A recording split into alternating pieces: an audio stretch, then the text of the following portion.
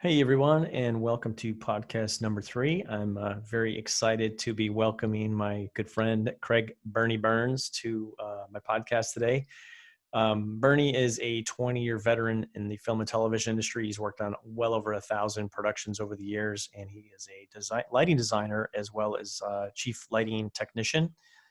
He is the CEO and founder of Burnie's Grip and Lighting, as well as the Apple Box Network and On-Set Lighting. And he also just launched an educational website called On-Set University. So be sure to check that out, and we'll have a link for that at the end of this podcast, so you can view that and get to it.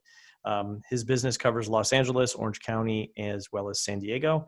And I'm real excited to have him on today. He's a busy guy, and I've been trying to flag him down for a while now. So thanks for joining us today, Burnie, and welcome.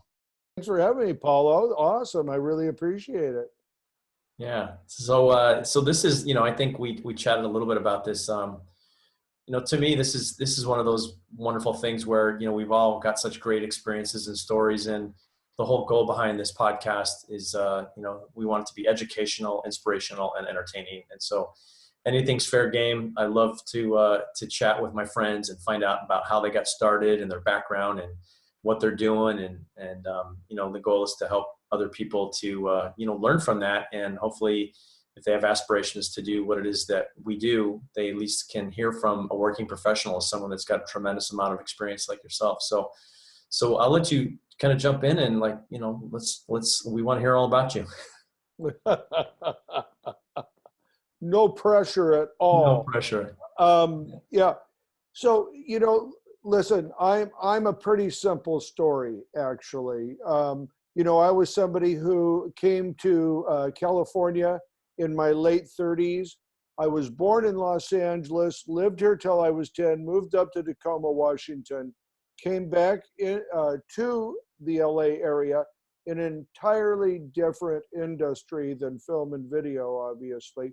And that was automobile imports. And we would get like 10,000 automobiles at a time off of a ship, and we would ship them out to dealers for just the in a nutshell explanation of the business.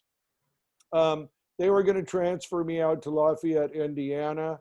I said yes at first. I was a good soldier. And then I started thinking, what the hell am I going to do in Lafayette, Indiana? I'm in LA. I can make a living out here. I mean, this is the land of opportunity if there ever was one. So I didn't take the transfer. I just said, I'm going to find something else to do, and I did that. I had a friend who was going to AFI, Tom McDonald, DP, and he got me a job on one of his shoots as a $50 a day PA. I was 40 years old, and I hopped into it, and I was just amazed. I had dealt with automobiles and cars and VIN numbers and part numbers and people, and organized them, hired them for times, did time studies on everything. I was a really nuts and bolts guy. And here I'm on a set, and people I'm waiting for something to happen.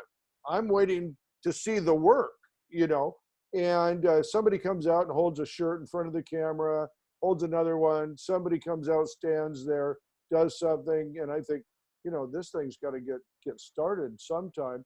And the director goes, okay, I think we're ready to shoot. And that was the biggest mystery I could ever have stumbled upon in my life. So I was fascinated, and I wanted to get back on set right away. I wanted to do it again, and I wanted to see more and learn more. And really, for about the first 2 years, I was $150 a day, $200, $250 for the first, couple of years in the business. Slowly, I got picked up by the lighting guys because I was a guy. I was 40. A lot of times, I was the oldest guy on set that knew the least. So, there was a lot of gut-wrenching times in my beginning where I felt stupid. I felt very out of place. But I didn't let that stop me. And I honestly, now I have a better handle on who and what I am. but I didn't have it then. I don't know what kept me going, but I loved it enough to know that there was so much potential in this business and Yeah. so many great things and great people. That's awesome. Well, you know what? It's interesting because I'm really curious as to what the vibe was as coming in. You know, I started when I was 20 years old, and it was the opposite for me. I was always the youngest one on the set, and I didn't look like I was 20 when I was 20. I looked like I was like 15. And so Hmm. there was this sort of trust factor, like, well, who's this kid, you know? So I'm just curious, like, what the vibe was around other people when, you know, you're coming in as a 40-year-old adult into the industry. Were you perceived as someone that had been in the business for a long time, or were you perceived as someone that, like you said, you had the least amount of experience? I mean, there's this crazy perception that goes on in our industry. I'm just wondering what that was like for you, for other people that, you know, once they found out, like, you were kind of a brand new guy. Oh, totally. I mean, so many people would come up to me if we were on a set or something, like the company officer, if they didn't know who was who, they'd come up and go, "Hey, where are you going to shoot at? Which way are you going to be looking and stuff?" I go, "You have to ask the director. I don't, I don't know." But they always made those types of assumptions that I knew, or I was in charge of it, or something like that. You know, um, actually it started working in my favor in this way because, if you will, the people that were in the company or people that were hiring me, and I didn't do a lot of entertainment. I did a lot of corporate entertainment work, if you will, doing press junkets, stuff like that, and different things. Eventually, not too far after I started my career, but here's what the advantage I had was this: I had been a mid-level manager. I had worked with a lot of people. I had worked with corporate clients. You know what I mean? So I knew how to take care of someone. In other words, my ears were open all the time. I was listening what the clients were saying to the production people. I was listening to see if that if the DP was asking for an apple box, and my ears were open to that. So I constantly just paid attention to what was going on. That's great. Well, you know, that's one of those things where, you know, there's a lot of people that think that when they look in the entertainment industry that, like, well, how, I don't know anything about that. And I think it's important that, you know, you've talked about it's your attitude and your mindset and your willingness to, like, do whatever you could and be really positive. I'm like, you have, like, one of the best attitudes I've ever seen. And I know that's, like, a huge part of your success, but people bring things to the table that they don't realize can sort of cross over into our industry. And a lot of it is just being a good listener, having good people skills, being Mm-hmm. respectful of others, being a hard worker, and you know, like, just the great attitude. Like, it goes a long, long way. You could probably tell stories as I can that you saw somebody come in as a PA one day, and next thing you know it, they're the ones in control of the whole production, or they're producing. I mean, so many of my clients started out as PAs, on sets I was working on, I mean, and then even have progressed way past that, directors, producers. I mean, yeah, I mean, people that I work for today, actually. Um, I'll tell you, you say those things, that attitude, listening, having people skills, that is the most important thing. The information and the technology and the shooting styles and the cameras, that all changes all the time. You know what I mean? Those are the things that'll keep you on set. Those are the things that make you an actual valuable person. You know, we are sort of I've got tons of material on this, but I mean, we are sort of the loners individually. Everybody is a freelancer. Everybody looks for work alone. You know, that makes you like almost where you're not a team player until you're on set. Then you know your role, then you execute it, and then you usually do it very well. But what you don't see is what everybody else is going through, and there's so many people feeling like that I found that if I could bring people together on that level and have them understand that they weren't alone and they weren't doing this, you could build a team. And the same leadership skills that work in any industry work in this industry. It's just most people are really narrow cast in what they want to do. Like you and I, you ask us if we wanted to be a business person, the first answer would be no, of course we don't. But you know as well as I do, you have to have a lot of business skills to be successful in this business. Yeah, that's a hard lesson for a lot of us to learn, because everybody, like I think musicians go through this more than anybody. Like, I just want to play my music. I don't, and like they have no like management skills. I mean, I was not taught how to run a business when I was in school, and I did horrible in school. I barely made it out, but I was undiagnosed dyslexic until I was 24 years old. And that was a big challenge for me, is just learning and grasping information. So I'm the hands-on learner. I've always been that way. And it sounds like you picked up a lot of this business on that. And I'm curious, when you got on set and you were on those first initial jobs as a PA and things like that, did you look around at different departments and determine like, well, that looks interesting, and you see the sound guy and the lighting guy and the camera people and the prop guys and the wardrobe people? There's a lot of different positions on a movie set. Did you know exactly what you wanted to do from that, or did that sort of evolve over time from being on project to project? Well, let me just go back for a second and tell you, I graduated high school with a 1.2 grade average. Oh I'm proud of saying there's nobody Nice. stupider than I am. And so, but yes and no. I didn't know enough to really ascertain. Like I looked where the availability was more than anything else. I saw the sound guy, but he was alone. He was a single player. You know what I mean? I would have to compete with that. I looked at the DP and knew, well, I probably have some good aesthetic skills. I could go that route, but that's a much longer course. But I looked at the G&E guys, and there's 3 or 4 of them on set, right? So I knew that that's a easier platform to intersect in. And of course, me being who I was, my age, male, they naturally sort of defaulted to me like, oh, well, let's get Burnie. He doesn't know anything, but he knows what an apple box is. He'll run for it. We know that. You know what I mean? And so that's sort of the default way I got into G&E, But I think also it was probably the best for my skill set. I had always worked in teams. I understood working in teams. When I would hear on set, the director say to the, or the DP say to the gaffer, or the director say to the DP, hey, I think we need to get him on an apple box. I ran for the truck and grabbed a set of apple boxes and looked for the first grip I could give him to run him on set. So I knew enough to make those guys look good. I knew the chain of command, and that's what I did.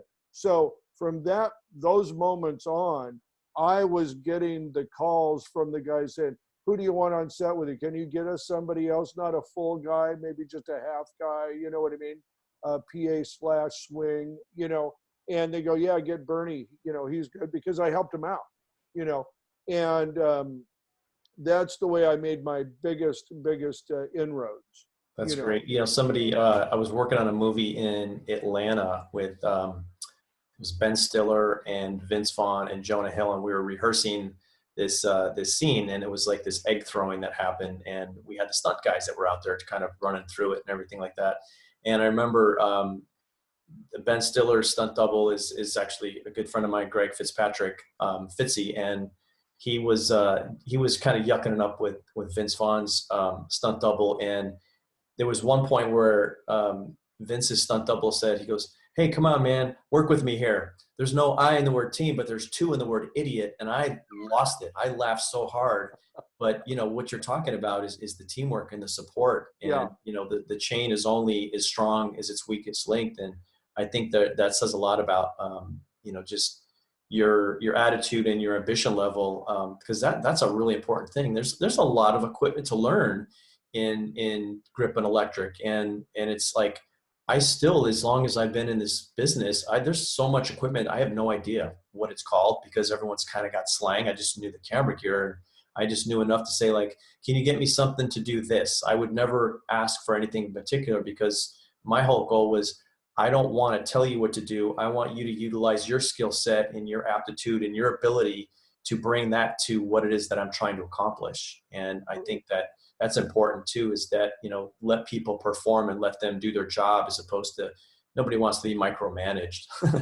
Well, no, but you're using their brain set. They have studied that. They're on set all day, just like us as a gaffer. We're lighting every set we're on. You know what I mean? You're letting us take that intuitive skills and utilize those for what you need. Of course, course correcting along the way, or in communicating, that's all really important. You know what? Another thing that I did to really sort of that really wasn't thought out. You know how one thing that I always hear in people's stories, it always sounds like they planned it out so well. You know what I mean? I don't think that's the truth. I think you stumble through, see the path that you made, look back and go, oh, I was pretty smart in doing that. Yeah. You know, I truly believe that's more of the way that things happen. You Right. know, and for me, I was thinking, well, I don't have anything that would multiply myself on set. So I started taking every check and I would divide it in half, and I would live on one half and I would take the other half and buy a piece of equipment. So maybe if the check was $100, I had enough to buy a $50 stinger.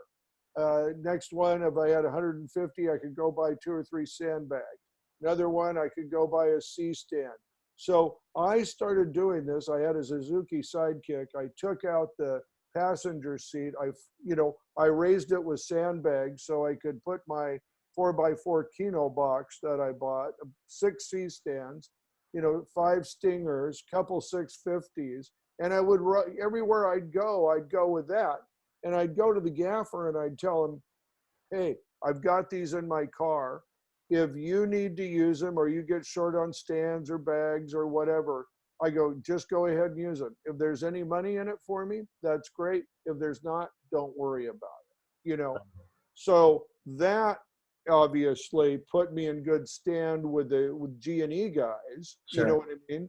And put me in good stand with the with the DPs and stuff as well. So that also just started raising my credibility and my ability to get hired too. That's awesome. Well, Yeah. you know what, that's a good transition point, because let's talk about your business, because you do a lot of different things. I know we've got some great images here that that we can share. Maybe you can talk us Yeah. through some of this stuff that that we have in here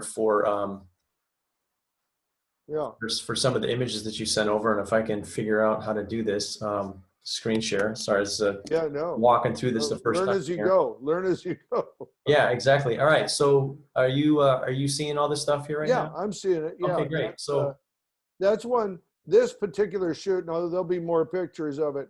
This was something that's very unique location wise, because this was a Orchard hardware supply store, and they had to get a whole cul-de-sac of homes and buy those out for this location.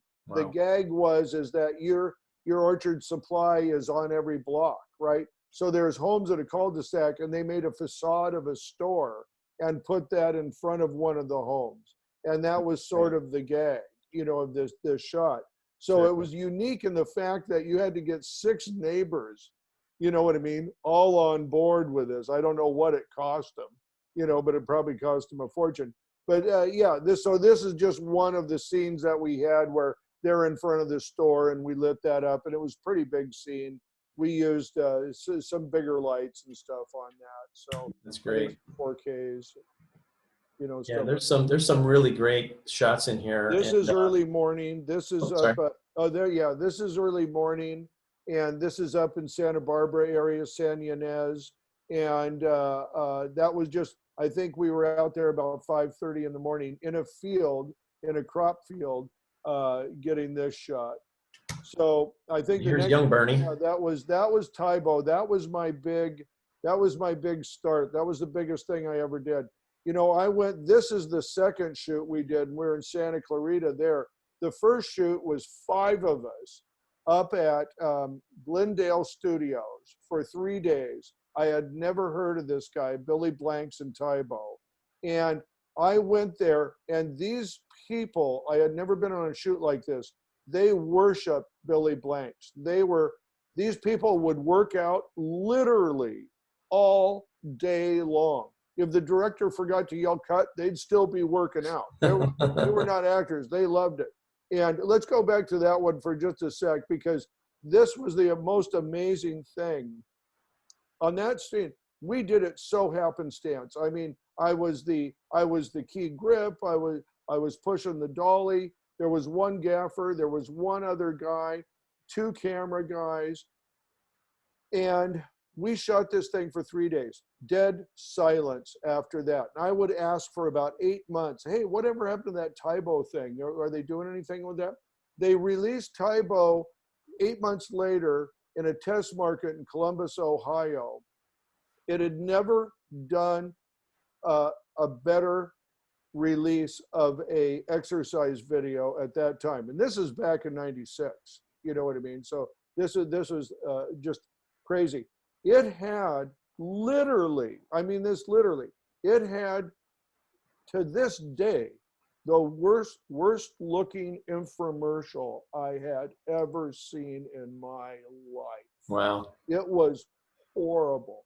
Everything was shot wrong. Everything was shot on some little shaky pocket camera, you know, for the testimonials, you know, people in their homes, people sweaty, all that. It exploded. That turned out, once after it was released, and that next year, it was the #6 selling best video in the world. What we did in Glendale Studios with 5 guys. That taught me the power of video and what you could do with marketing. That's great. Well, there's another picture here that I wanted to talk about. Yeah, please. This is, let me see if I have.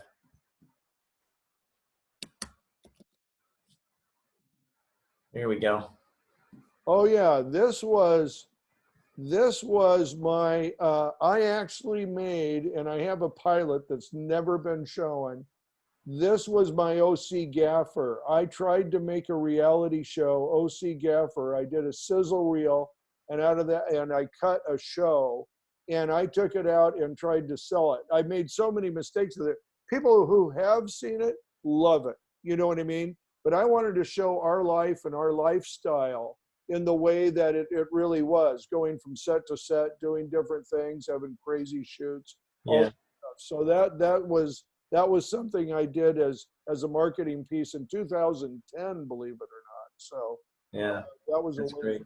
And I know you got there's some great commercial stuff you have on here too. Yeah, this is Deer Be Gone. So we were working with a couple deer.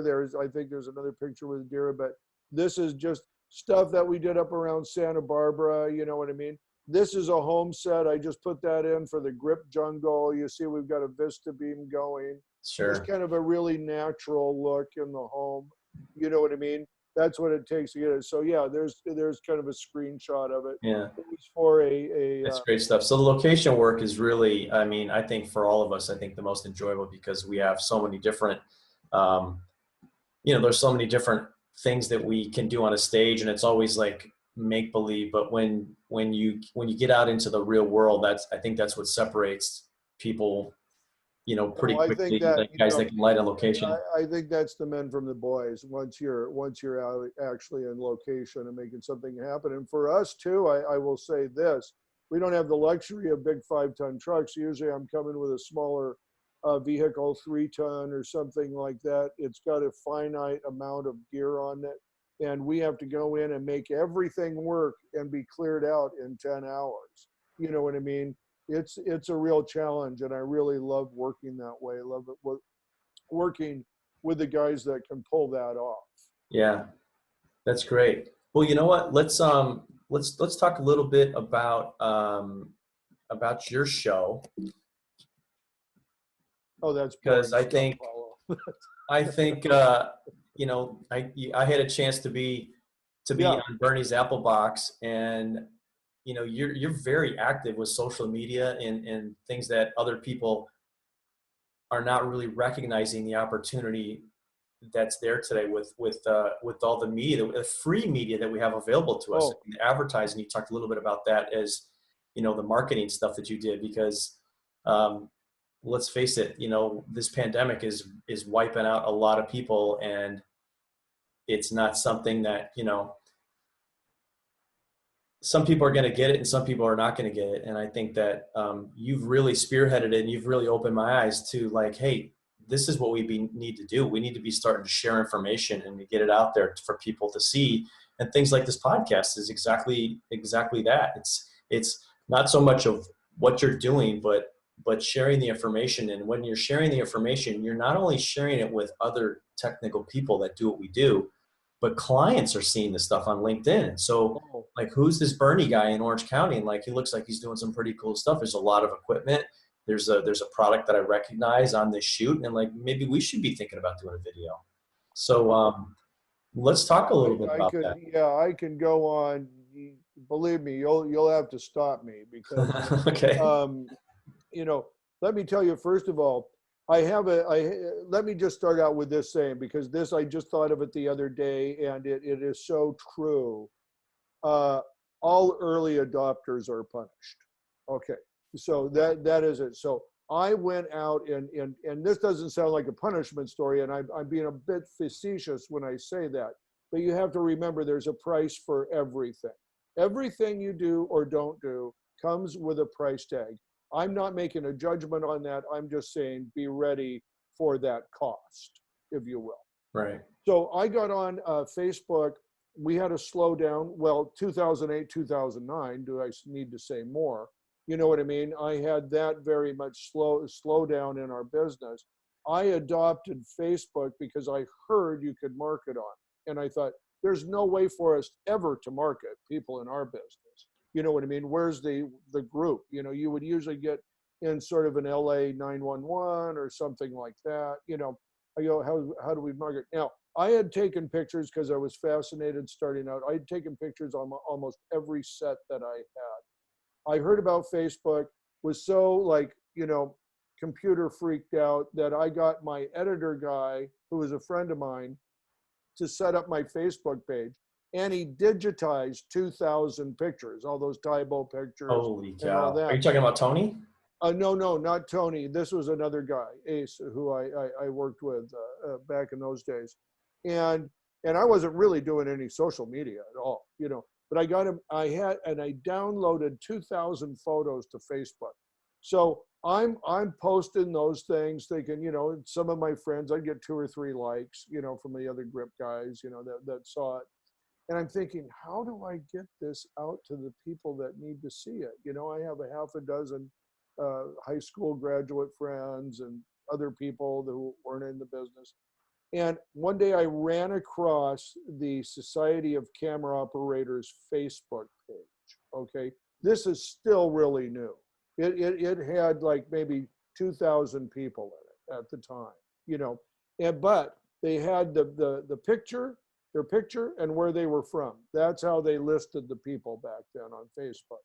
So I said, if you've got a picture of a movie camera in your profile picture and you're from Los Angeles, I'm going to send you a friend request. And, I did that. I just started hitting everybody up that I found and went through. I went from 125 people. 2 weeks later, I had 1,250 friends, all from Hollywood, all from who were in the business, all who were doing movies and TV shows. And then the flip happened. Now, all these people were seeing, oh, that guy's, knows this guy. That guy knows this guy. Why don't I know this Burnie guy? You know what I mean? And they started coming back to it. So I made an unbeknownst to me of what value that had. I just started raising right up. Then people from outer markets started, who were following these people, they started hitting me up and coming. So in that was one of the things that brought me out of 2009, was I got so much media almost coverage in the business of what I was doing, because I'm still posting pictures every day. Right. I started rising. I'd say within that next year, I probably made $100,000 off of Facebook alone. Wow. And That's a huge testimony. I think my whole business now is related to social media, so it was a huge learning thing, but I sit here now and tell you this, that I blew it. And this is what I mean by all early adopters are punished, because I didn't realize what I had in my hands. I have people from all over the world now, and did back then too, hitting me up, talking to me, wanting to work with me. I mean, I've worked a lot of places, you know what I mean, with a lot of people. And I know a lot of people around the world. I go back to Istanbul. My wife's Turkish. I go right on a trip with my gaffer and DP buddies that I know. You know what I mean? Yeah. And we're like brothers. Yeah, that's great. Well, another thing that I wanted to ask you is, because we're kind of at our 30-minute mark here. I want to make sure that I get into some of this other material.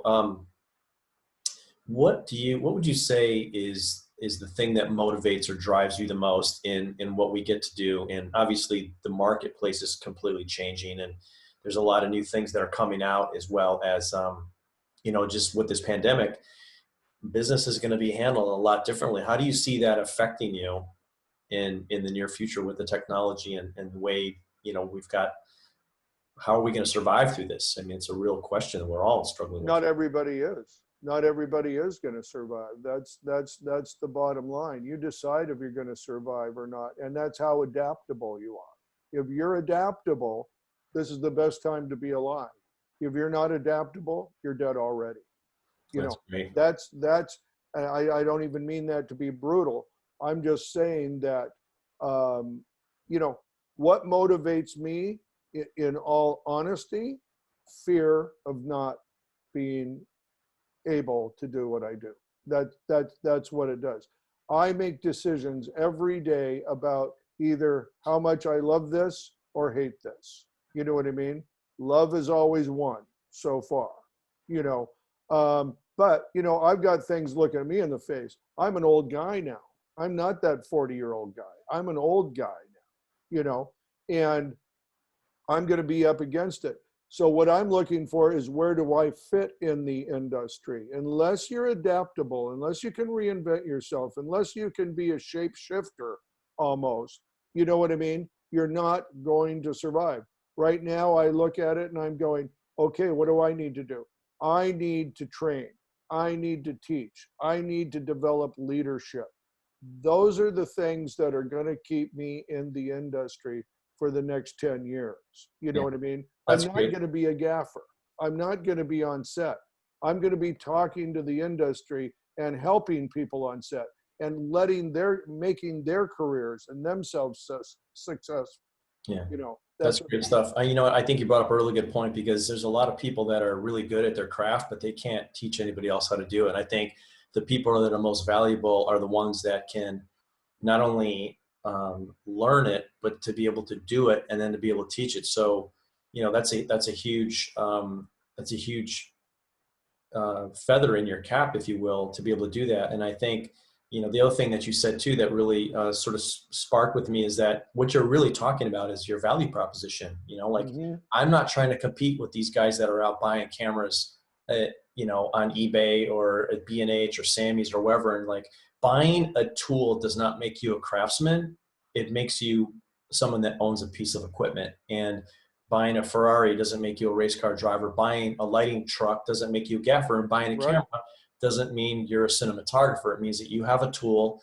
And if you don't know how to use that tool, you're only going to get so far, because somebody wants to know that not only do you have great equipment and you have top of line relevant equipment that's going to get the job done to help them with their story or to help them move their business forward, but can you tell a story with it? Can you get the desired effect or the message through with that? And that's the skill set that not everybody has. That's something that has to be developed. But I really I admire your attitude and your work ethic. And we do, as guys that are older, we have to be thinking about those kind of things, because it's not about quantity, it's about quality. And if somebody's after quality, they're going to want to, talk to someone like you that's been in the business a long time. Ages means nothing in this business. I think in corporate America, it's a real issue.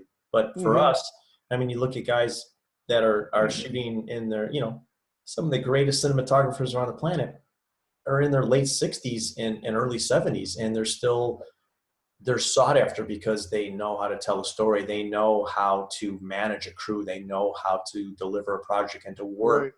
with a director, with a producer, and manage their crew at the same time. So Right. No, that's so true. And I'll tell you, my career is littered with people that I have run over that just bought equipment.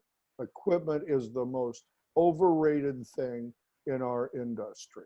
It's people skills, it's knowledge base, experience, it's being on set day after day, year after year, decade after decade. yeah, And that is what it's all about. that's awesome. Well, Bernie, let me ask you this in sort of just winding down here, and I'd love for you to just share, like, what advice would you have for people that are looking at this industry or interested in maybe having a company like yours where you've got a lighting company and you've got equipment and you're trying to reach out to other people. You've talked about some great qualities that people can have with having a good work ethic, good attitude, people skills, leadership, respect for others. Where is the mindset out of someone that comes into this business and goes, you know what, I'm gonna start a lighting company? How do I do that? Well, number one, I would say set your sights higher. That's the number one thing I would tell them is be more than just being a company. The first thing you want to do is understand your value. You know what I mean? And most people they take it way down. That's the thing that I did that for years. I was a very insecure guy. You know what I mean? You don't see your potential out there. Shoot big. And then when you've shot big, when you've thought as big as you can get, understand something, you're not even halfway there. Go bigger. Go bigger. In fact, get it so big that you don't even matter anymore. And you'll understand what I'm saying when you get there. Because then you go into a place of service and you realize that it's not just you or what you're doing or your career or anything like that. It's about being bigger than yourself. You know, that's where you have to go. And also, sell yourself. Be somebody. Quit trying to make everybody happy. Don't worry about getting hired. Have a point of view. Quit running around with the crowd. Show leadership. That's what you have to do. The leaders make the calls, the other people wait for the calls. That's what happens. Okay. And I'll tell you, don't be afraid to make friggin' mistakes. Everybody makes mistakes. You're going to make mistakes. Course correct and move on. You know, don't sit there worrying, should I do this? Should I do that? I'm not saying take everything just willy-nilly either, but I'm just saying that don't let yourself get frozen up by what you're afraid to do. You know what I mean? Another thing is don't listen to all the trolls out there. You know what I mean? I used to worry about, oh, this guy's going to say something, that guy's going to say something if I'm wrong. Hey, I course correct if I'm wrong, and I take it from there. Also, don't hang around the negative haters. Get rid of them. Get them out of your life. And I mean out of your life. You know what I mean? My favorite thing is delete block now. You know what I mean? That's how I treat the internet. That's how I treat my social media. And social media wise, I will tell you this. Put yourself out there in a leadership position. That doesn't mean you're all opinionated. It means that you have a point of view and you want to communicate that for the betterment of the entire industry. That's what you do. That's great stuff. Well, Bernie, thank you so much for your time today. And there's some really great stuff here. So really appreciate you, and I'm looking forward to us continuing our collaborations in the future, whether it be podcast and education, or we got to get ourselves out on a set someday and go have some fun and tear it up and be creative and just have some laughs and do what we love to do. So we're going Absolutely. to put a title card at the end of the podcast here so that people can follow you on all your social media channels, and also learn about Burnie's Apple Box and the Apple Box Network and all the other great things you're doing. So thanks again for your time, Burnie, and thanks for tuning in, you guys, and we'll see you soon.